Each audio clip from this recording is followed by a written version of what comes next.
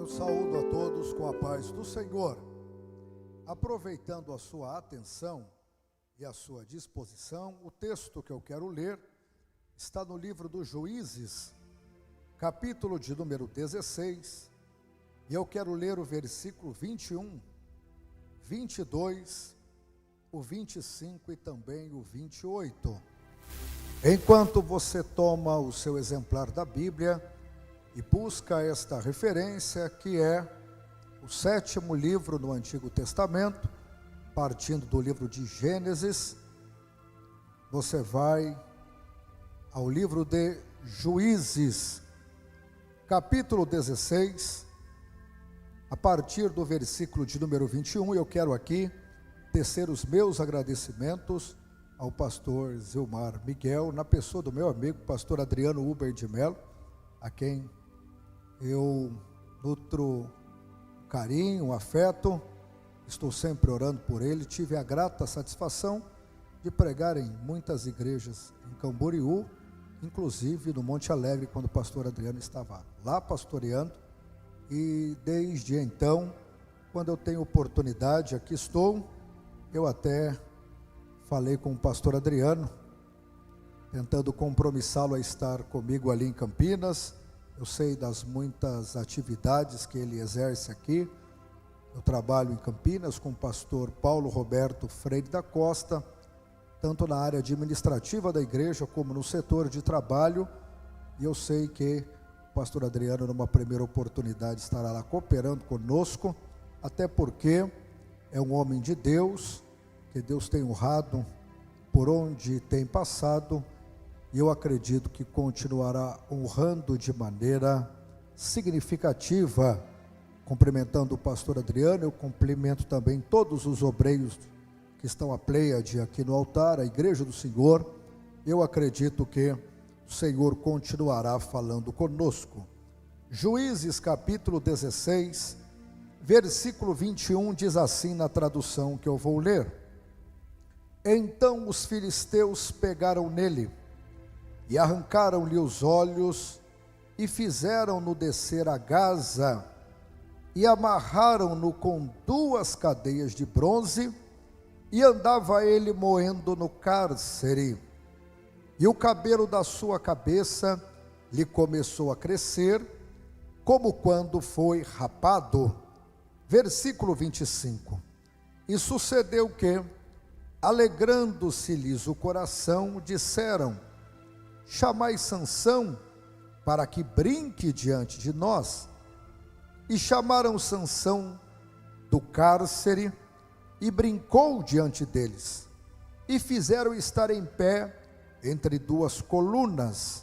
Versículo 28, então Sansão clamou ao Senhor e disse: Senhor Jeová, peço-te que te lembres de mim, e esforça-me só esta vez, ó Deus, para que de uma vez me vingue dos filisteus pelos meus 2 olhos. Amém. Podei vos assentar neste momento. Meus amados irmãos e ouvintes da palavra do Senhor, nós estamos diante deste texto que é bastante conhecido daqueles que leem a Bíblia Sagrada, aonde é denominado os dias dos juízes, os dias dos juízes de Israel, que foi um período de um pouco mais de 400 anos.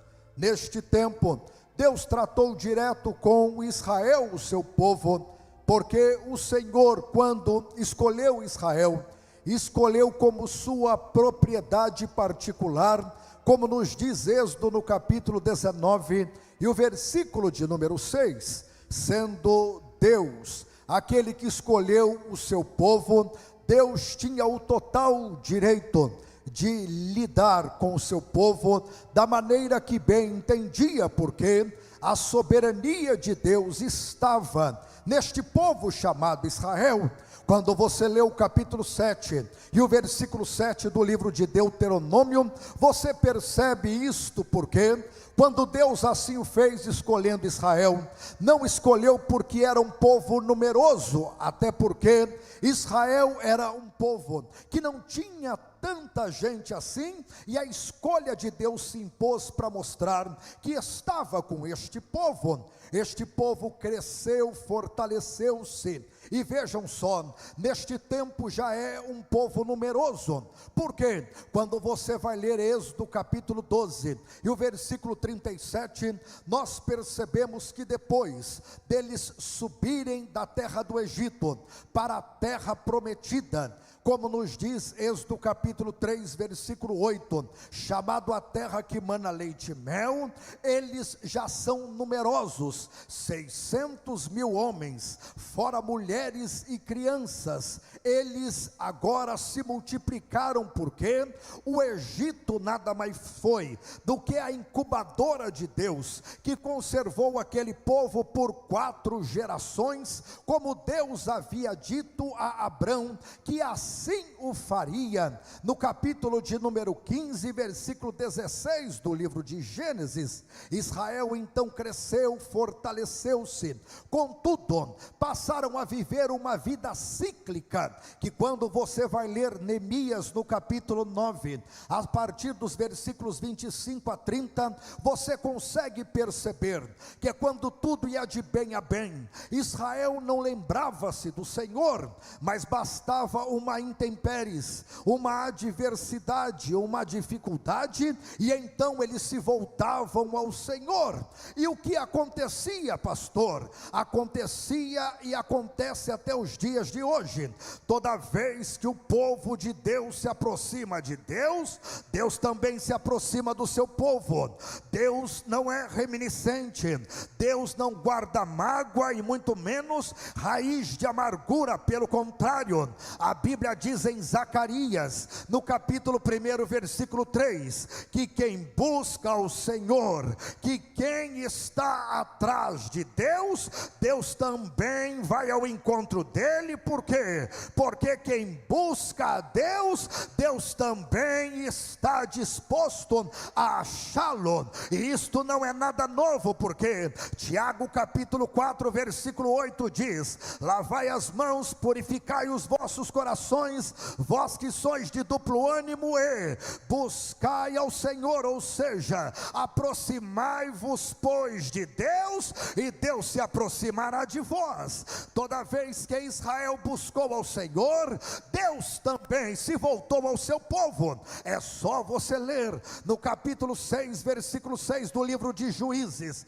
quando o povo se empobreceu, clamou ao Senhor, e o que fez Deus? Lembrou-se do seu povo. Estes dias dos juízes foram dias de disciplina de Deus, foram dias que Deus usou alguns métodos para trazer Israel, o seu povo, mais próximo deles. Vejam só que é comum você ler nos dias de Eude, no capítulo de número 3, versículo 14, que Israel esteve 18 anos na mão do inimigo, porque Deus permitiu, e o inimigo foi uma disciplina que Deus usou. Nos dias de Jabim, rei de Canaã, como nos diz Juízes capítulo 4, versículo 3, Israel esteve por 20 anos sendo sujeitos, cativos e oprimidos pela mão de Jabim, rei de Canaã.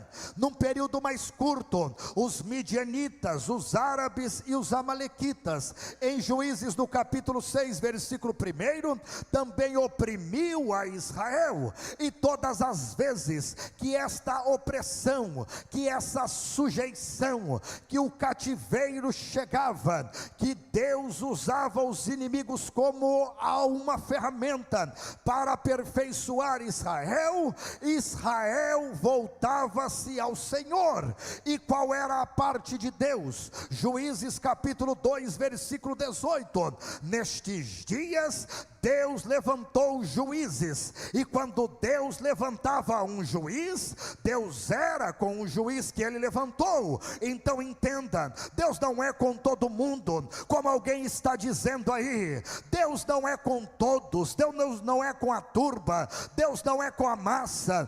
Deus é com quem ele levanta, Deus é com quem ele se compromete, Deus é com quem ele faz aliança, porque está escrito em Romanos 8:29: a quem chamou, justificou, a quem justificou, glorificou e elegeu nele. Ou seja, Deus é com quem ele levanta. Você deve se lembrar que quando Deus foi falar com Jeremias, Jeremias tinha em sua mente ser sacerdote como pai, porque o seu pai Ilquias, no capítulo 1, versículo 1 de Jeremias, é sacerdote. Mas quando Deus vai falar com ele, no capítulo 1, versículo 4 de Jeremias, diz o Senhor: antes que viesse ao mundo eu te vi, antes que saísse da madre da sua mãe eu te santifiquei, e as nações eu te dei por profeta. Então disse eu: eis que não sei falar e não passo de uma criança, porque a responsabilidade estava imposta, e Jeremias tem mais ou menos 17 anos de idade. Então disse o Senhor a Jeremias: não digas que não sabe falar, e nem que não passa de uma criança, porque aonde quer que te mandar irás, e tudo quanto te mandar dirás. E sabe o que ele fez? Tocou em minha boca e colocou palavras, porque se Deus chama alguém, Deus respalda quem chama. Se Deus chama alguém, Deus cuida de quem ele chama. Se Deus levanta alguém, Deus não desampara, pelo contrário. Está escrito em Hebreus capítulo 13 e o versículo de número 5: eis que não te deixarei e nem te desampararei. Ou seja, Deus é com quem ele levanta. Pare de acreditar neste negócio, diz que todo mundo, Deus está com ele. Não. Por que é que Deus mostra isso? Porque quando Deus levanta, a diferença de Deus está lá. Quando você vai ler nas pragas que Deus mandou ao Egito, no capítulo 8, versículo 22 do livro de Êxodo, diz que veio a praga dos piolhos, e Deus fez isso para quê? Para saber quem é seu povo e quem não é o seu povo. Você vai ler Êxodo capítulo 9, versículos 6 e 7, ou Êxodo capítulo 9, versículo 16 e 17, na praga das saraivas, quando Deus choveu saraiva de mais ou menos 25 quilos, fez isto por quê? Para saber quem é seu povo e quem não é o seu povo, porque Deus faz diferença sim. Lá em Malaquias 3,18 diz: então verás a diferença de quem serve e de quem não serve a Deus, do ímpio e do justo. Se Deus levantou, está levantado. Se Deus plantou, está plantado. Se Deus diz que é, ele não será, ele é, porque ele estabeleceu a aliança e o vínculo com este. É nos dias dos juízes que Deus está levantando homens e mulheres, e neste período que eu acabei de ler, chamado de os dias de opressão dos filisteus. Quanto tempo foi, pastor? Juízes capítulo 13, versículo 1, foi um dos períodos mais longevos que Israel esteve debaixo de sujeição. 40 anos estiveram na mão dos filisteus. Quem são os filisteus? Oriundo de Calusne e Patrusne, como nos diz Gênesis 10 e 14, foram aqueles que se assentaram no litoral, como nos diz Sofonias 2 e 4, eram homens belicosos e beligerantes, ao ponto de confeccionar armas de guerras, como nos diz 1 Samuel 13 e 19. Quem era Golias? O homem zarrão de Gate, em 1 Samuel 17 e 33, 23, senão guerreiro desde a tenridade. Mas os filisteus eram soberbos. Zacarias 9:6, eram zombadores. Isaías 14:28, eram invejosos. Gênesis 26, versículo 13 e 14, invejaram Isaque. Estes são os filisteus que Deus permitiu ser a disciplina para Israel, seu povo. Mas chegou o tempo, já não é mais o momento de os filisteus intervirem, porque toda prova tem dia para começar e tem dia para terminar. Toda situação de adversidade tem momento que começa e tem um momento que termina. Por quê? Porque Deus estabelece os tempos e as situações. Eu não determino nada, pastor Adriano, mas Isaías 14:36 diz: determinando o Senhor, isto acontecerá. Se Deus disse, é 4 gerações. Gênesis capítulo 15, versículo 16, quando cumpriu as 4 gerações, Israel vai sair do Egito. E qual é o tempo? Deuteronômio 16:1, à meia-noite. Por quê? Porque se Deus disse que chegou o tempo, chegou o tempo. Deus disse em Jeremias: os dias do cativeiro serão, Jeremias 25:10, 70 anos para a terra descansar. Daniel tomou o livro da lei em Daniel 9:2 e leu: 70 anos é completado. Chegou a hora de Deus. 40 anos oprimia os filisteus a Israel, mas chegou o tempo de Deus dizer: basta, acabou, é o ultimato final. Quem é que Deus vai usar? Deus vai usar o impossível, porque a mulher de Manoá não pode gerar filhos, e todos nós sabemos, como nos diz Êxodo 23 e 26, ou Deuteronômio 7:14, que toda mulher que não gerasse, não procriasse, não desse à luz a filhos, era amaldiçoada. Ou seja, a mulher de Manoá tem o seu ventre estéril, mas de repente quis o Senhor visitá-la através de um anjo com uma mensagem sobrenatural, dizendo: você dará luz a um filho. E ela ficou estarrecida, embasbacada e boca aberta. Por quê? Ela ficou embasbacada e boca aberta porque ela não podia gerar filhos. Não era surpresa angelical. É bem verdade que ali foi uma teofania. Por quê? Porque Israel, povo de Deus, estava acostumado com manifestações transcendentais, com sobrenatural. Isto era recorrente. É como no meio da igreja, e principalmente nós que somos pentecostais, porque Deus faz milagres até hoje, Deus faz maravilhas até hoje. O sobrenatural sempre age no nosso meio. E lá em João no capítulo 5 versículo 9 diz: milagres que não se pode contar e maravilhas que não se pode enumerar. Aquela mulher se surpreendeu, mas aceitou, ao ponto dela e o seu esposo dizer ao personagem angelical em Juízes capítulo 13 versículos 5 e 6, quando ele nascer, qual é o modo que nós devemos tratá-lo, qual é a maneira que nós devemos cuidá-lo. Porque o anjo apontou: é nazireu de Deus. Nazireu é alguém separado, homem ou mulher. Números capítulo 6 versículo 2,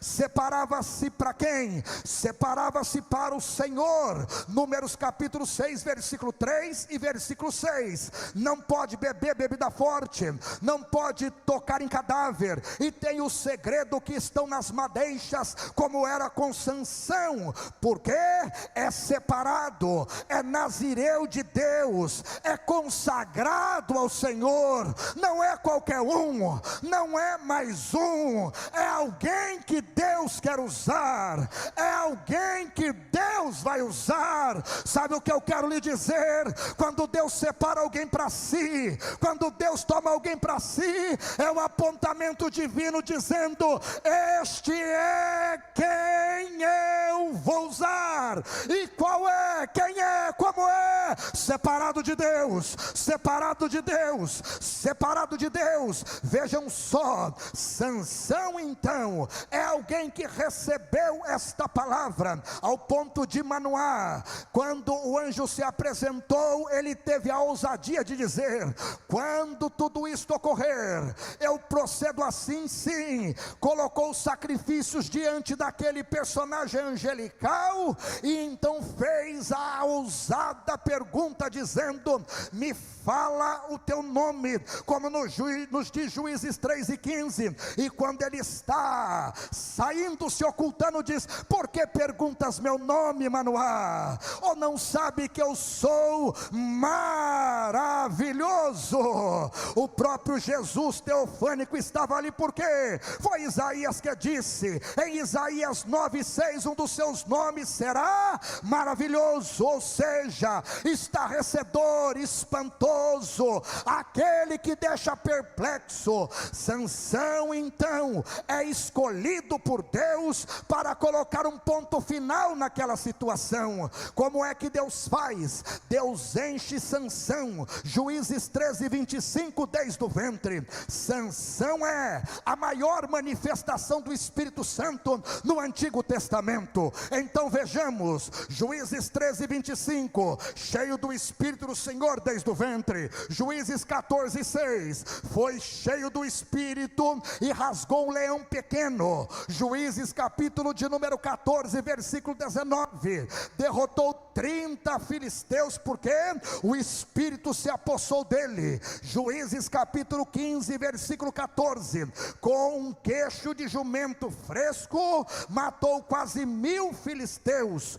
Duas referências indiretas que o Espírito estava sobre Sansão. Juízes 15:4, quando tomou 300 raposas, e Juízes 16:2, quando tomou aqueles portões de Gaza, e diz a história que pesava 3 toneladas, colocou nos ombros e andou de 11 a 60 quilômetros e colocou no monte.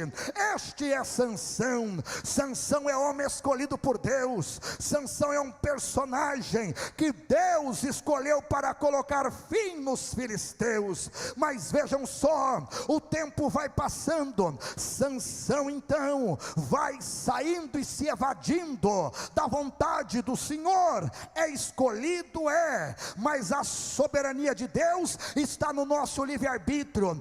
Deus permite que cada um de nós andemos pelo caminho do nosso coração, como nos diz Eclesiastes 11:9. E numa destas situações, Sansão se colocou em uma questão que não precisava, e em uma situação que ele não podia estar.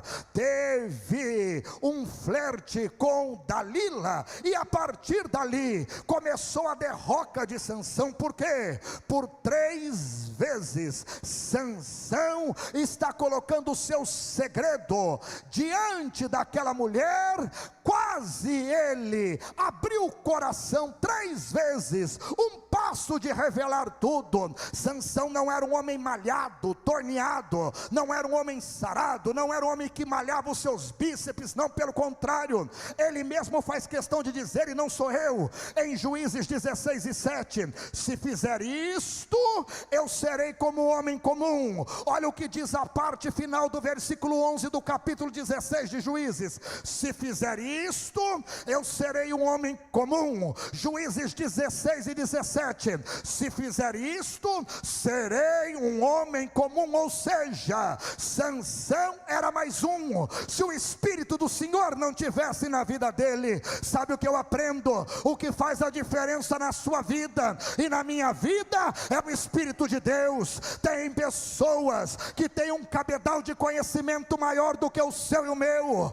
Tem alguns que têm um currículo mais recheado do que o seu e meu, formações nem se falam, poder de concatenação, nem se diz, influência. Tem pessoas que são mais capacitados e gabaritados do que nós, mas qual é a diferença sua e minha? O Espírito de Deus está aqui, o Espírito de Deus está aqui, o Espírito de Deus está aqui, e eu vou lhe dizer algo: enquanto o Espírito de Deus estiver conosco, enquanto nós conservarmos a presença do Espírito de Deus, ninguém te tira de onde Deus te colocou, ninguém te tira de onde Deus te colocou. Sabe por quê? Foi Jesus quem disse em São João 14:17: estará em vós e habitará em vós o Espírito de Deus, o Espírito de Deus. Sansão deveria ter valorizado isto, mas não aconteceu. E olha, 5 coisas fez os filisteus com Sansão. Deus mostrou um sinal e restaurou a vida de Sansão. O que fez os filisteus em primeira instância? Os filisteus colocaram a mão em Sansão. Sansão não podia receber a mão dos filisteus. Sabe por quê?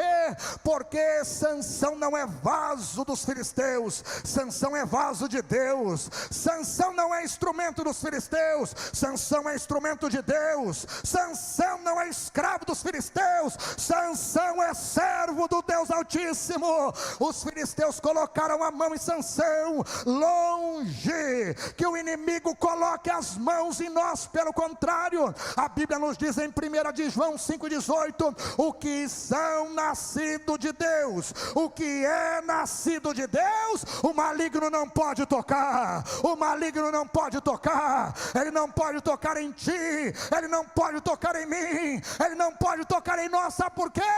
Em nós a única mão que deve estar é a mão do Todo-Poderoso, é a mão do Todo-Poderoso, é a mão do Todo-Poderoso que deve estar sobre a sua vida e a minha. Aleluia. Deixa eu correr aqui. Segunda coisa que fizeram os filisteus: vazaram os olhos de Sansão, ou seja, tiraram a visão de Sansão. Você já reparou que os milagres que Jesus mais operou está identificado por Isaías no capítulo 35:5 e 42:9, dizendo: ele abrirá os olhos do cego. Jesus nunca quis ninguém cego. Lembre-se, entrou em Jerusalém, São Mateus 9:29, curou 2 cegos. Saiu de Jerusalém, São Mateus 20:34, curou mais 2 cegos. Era cego de nascença, São João 9:5, curou. Encontrou com o filho de Timeu em São Marcos 10:51, abriu a visão destes. Entrou em Betsaida no capítulo 8:24 de São Marcos, fez aquele homem cego enxergar. Porque a nossa visão não pode ser vazada, não, pelo contrário, a nossa visão tem que ser restaurada.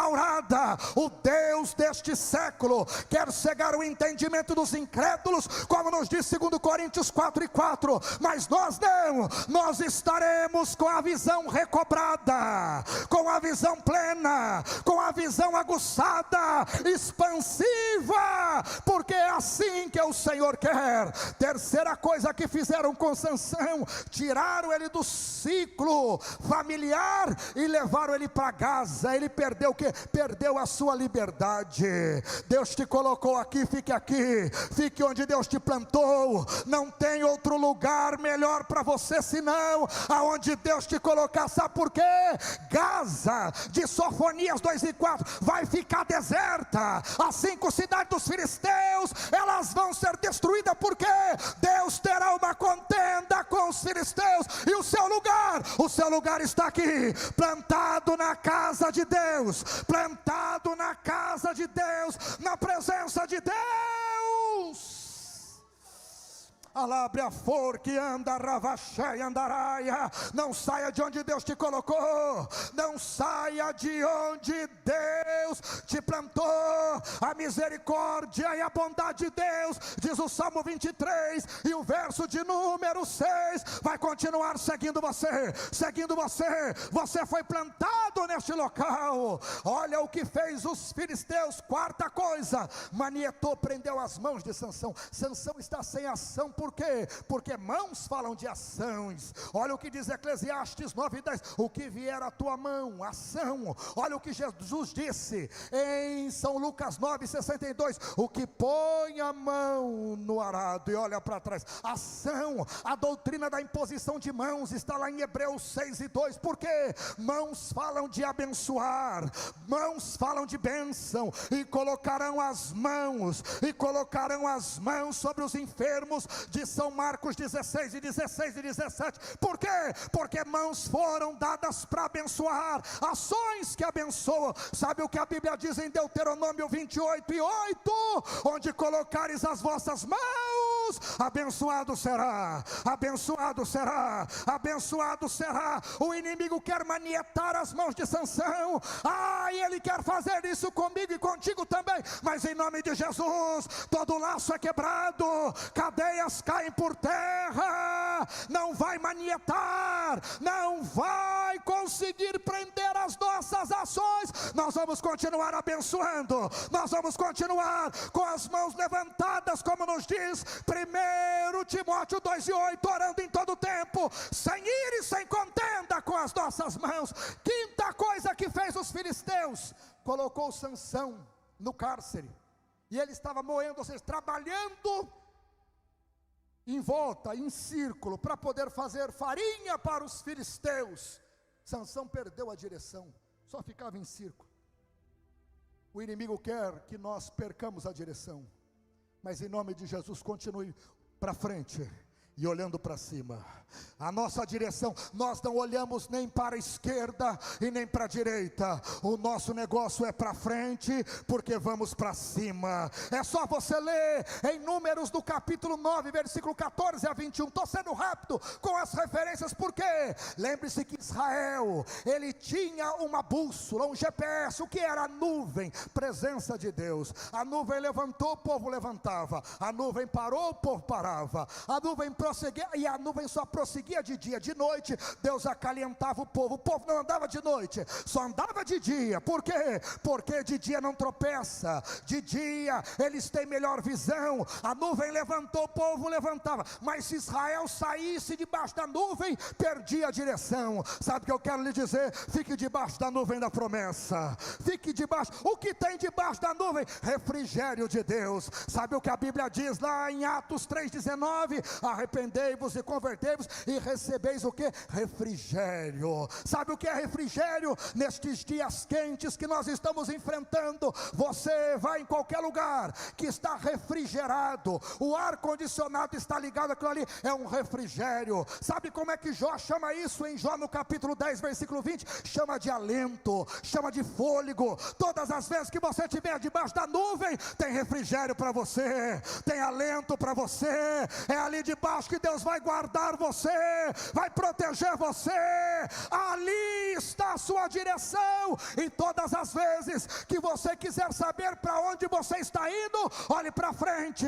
E todas as vezes que você quiser saber para onde você vai, olhe para cima, porque nós vamos para o céu, porque é para lá que temos a maior promessa. Em São João 14:1, quando os filisteus fizeram isto, disseram consigo: acabou a vida de Sansão. Mas olha o que diz o versículo 22: o cabelo da cabeça começou a crescer. Sinal de restauração. Por quê? Ele perdeu os dias passados. É o que diz a Bíblia em Números capítulo 6, versículo 8 e 9. Perdeu os dias maculados do seu nazireado, mas não perdeu a oportunidade. Por quê? Se o cabelo volta a crescer, é Deus dizendo: vou restaurar de novo. As coisas mudarão de novo. Por quê? Porque Deus tem compromisso com quem Ele se comprometeu. Muitas das vezes nós olhamos só o primeiro passo da vida de Jonas, no capítulo 1, versículo 1. Veio a primeira vez a palavra do Senhor a Jonas. Jonas fez tudo errado, foi parar no ventre de um grande peixe, no capítulo 2 do livro de Jonas. Mas o que mais dá alento à minha alma, o que é? É o capítulo 3, versículo 1 e 2 do livro de Jonas. Veio segunda vez a palavra do Senhor a Jonas. É Deus dizendo: eu estou te dando mais uma oportunidade, mais uma oportunidade. Tempo de restituição, é o tempo que Deus vai fazer com Sansão. E como é que Deus faz isso? 5 minutos eu encerro. Onde está Sansão? Só. Os momentos de restauração que Deus marca a nossa vida para Ele nos restaurar é quando estamos sós. O sinal é Deus que dá, mas o momento normalmente é quando nós estamos sós. Sabe por quê? Você não é o que você é no meio da multidão. Você é o que você é quando você está sós. É a sós que você sabe quem você é, e é a maneira com que Deus trabalha na sua vida e na minha vida. Como assim, pastor? Por que é que Deus faz assim? Lembra de Jacó? Quando Jacó viu os anjos descendo lá em Manaim, no capítulo 32, versículo 24 de Gênesis, o que fez ele? Vou entrar sozinho no Jaboque, porque esse negócio é para mim, e eu sei que Deus está lá. Eu vou entrar sozinho lá, porque é o momento que eu vou passar a sós. Os momentos a sós é que Deus mostra que está conosco. Lembre de Elias. Elias ficou 3 anos e 6 meses a sós com Deus. Aprendeu o quê? 1 Reis 17, versículo 8, que Deus sustenta ele com pão e carne, e ele bebe água do Querite. Segunda coisa que Elias aprendeu, que Deus não deixa faltar o azeite nem a farinha da panela, é o que diz 1 Reis 17, 14. Terceira coisa que Elias aprendeu, que quem faz milagre é Deus. 1 Reis 17, 21, e o milagre aconteceu e houve ressurreição. Sansão está ali, e eu termino. Olha o que Sansão faz. Sansão percebe que chegou a oportunidade, então ele vai orar, e esta oração é espontânea, mas ao mesmo tempo é uma oração de desespero, porque ele quer que as coisas voltem a acontecer de novo. Então Sansão diz assim: ah, Senhor Jeová, eu te peço, só dessa vez, só para este momento. E orou Sansão dizendo: para que os filisteus saibam qual é o peso de ter vazado os meus olhos, eu peço, lembra-te de mim, lembra-te de mim, lembra-te de mim, lembra-te de mim. Deus não tem amnésia, não. Deus não tem mal de Alzheimer também não. Lembrar significa: entra com providência na minha vida, haja através de mim de novo. Não basta só agir em mim, não basta só o cabelo crescer, haja através de mim de novo. Sabe por quê? Porque eu sei que se o Senhor me der essa chance, eu nunca mais lançarei essa chance fora. E Ele está diante de Deus, e esta oração é o que nós precisamos fazer. Sabe por quê? Nós não podemos nos contentar com menos do que nós já tivemos. Nós não podemos nos contentar com menos do que nós já tivemos. Nós precisamos dizer: Senhor, lembra-te de mim, lembra-te de mim, lembra-te de mim. Mas é uma oração desesperadora? Não, é uma oração quebrantada. É uma oração que ele está dizendo: eu preciso que as coisas voltem a acontecer de novo. Eu preciso que o Senhor haja através de mim de novo. E sabe o que eu vou lhe dizer? Isto não é um fato isolado. Lembre-se o que aconteceu com Ana. Todos os anos indo a Siló, nada aconteceu. Mas teve um ano que ela demorou um pouco mais na oração. O sacerdote não entendeu. Quando ela começou a se expressar e foi verbalizando, e então agora ele começou a perceber que ela era mulher atribulada de espírito, mas era por causa da situação que ela estava vivenciando. E sabe o que diz o texto? No capítulo 1, a partir dos versículos 12 a 16 de 1 Samuel: foi-se Ana e lembrou-se Deus de Ana. Sabe quem está na fila? Todas as mulheres para o rei escolher. Ele poderia ter escolhido todas. Assuero é o imperador Senhor para escolher. E sabe que ao passar, aquelas mulheres que ali estavam, todas tinham a sua peculiaridade, mas o texto diz no capítulo 2, versículo 12, lembrou-se então de Esther, porque quando Deus quer lembrar, ninguém apaga da memória de Deus. Quando Deus quer lembrar, não tem atitude que faça Deus não agir. Sabe o que eu quero lhe dizer? Você só precisa ser ousado e falar ao Senhor: lembra de mim, age através de mim, comigo eu estou aqui. Fiquem em pé neste momento, com a permissão do pastor Adriano. Eu quero orar.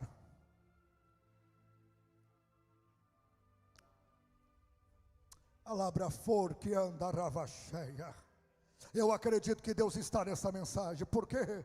Porque Deus falou comigo enquanto estava vindo para cá. Eu quero lhe dizer: a senha está na sua boca, a senha está na minha boca. O que é que eu devo falar? O que é que eu devo dizer? A oração de Sansão era para aquele momento: lembra de mim, age hoje. Eu estou precisando de um milagre agora. Eu estou precisando de uma intervenção agora. Eu estou precisando de um agir agora. Sabe o que é isto? É ele dizendo: eu não preciso para amanhã, eu não preciso para depois, eu preciso que isso aconteça agora. Porque o sinal serve para dizer que Deus está no negócio, mas quando se materializa o ocorrido, é para mostrar: Deus não se esqueceu de você, Deus não se esqueceu de você, Deus não se esqueceu de você, Deus não se esqueceu de você. Você pode levantar a sua mão ao céu, você pode levantar a sua mão ao céu. Eu não sei qual é a oração que você tem que fazer.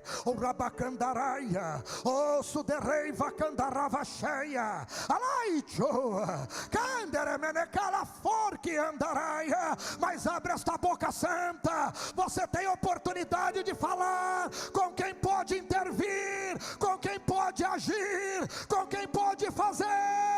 E sabe qual é a resposta de Deus? Lembrou Deus de você, lembrou Deus de você, lembrou Deus de você, lembrou Deus de você, lembrou Deus de você, lembrou Deus da sua casa, lembrou Deus da sua família, lembrou Deus do seu ministério, lembrou Deus dos céus, lembrou Deus de agir. Alabre a forque andaraia. Vai orando, vai orando, vai orando, vai orando, vai orando. A presença de Deus está aqui.